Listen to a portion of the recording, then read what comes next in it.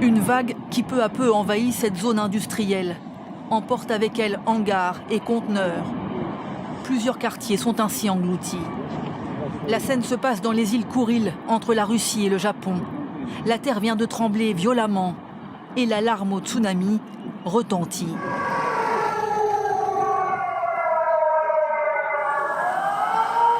Presque au même moment, la même alerte sur les villes côtières du Japon. Les haut-parleurs sur cette plage délivrent leur message aux baigneurs.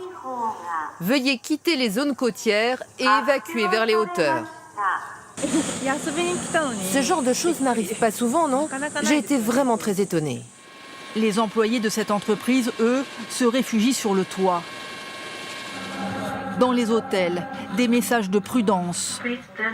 Ne sortez pas, restez dans vos chambres. L'eau monte jusqu'à 2 mètres par endroit. Mais l'alerte au tsunami vient d'être levée dans plusieurs régions.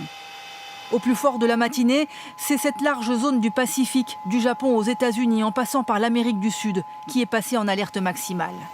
Elle a été émise après ce très violent séisme au large de la péninsule russe de Kamtchatka. L'effroi vécu dans ces appartements russes.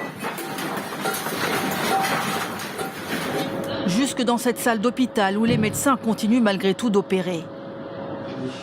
Avec une magnitude de 8,8, c'est le plus puissant séisme dans la région en près de 73 ans. Pas de victimes selon la Russie, qui rapporte des dégâts matériels comme l'effondrement de cette école. À Hawaï, où les alarmes ont engendré des embouteillages monstres, l'alerte au tsunami vient aussi d'être rétrogradée à un simple appel à la vigilance. Les regards se tournent maintenant vers la Polynésie française. Des vagues jusqu'à 4 mètres de haut sont attendues dans les îles Marquises, où la nuit est tombée. Alerte au tsunami. Tout le monde reprend leur bateau. Certains habitants tentent de protéger ce qui peut l'être, alors que les autres attendent. La gendarmerie a fait le tour du village pour évacuer les gens qui souhaitaient être évacués. Et puis tous les gens qui vivaient complètement au bord de mer, eux, ont été gentiment invités à aller au plus haut. Le PC de crise établi par les autorités françaises à Papeete suit l'évolution de la situation d'heure en heure.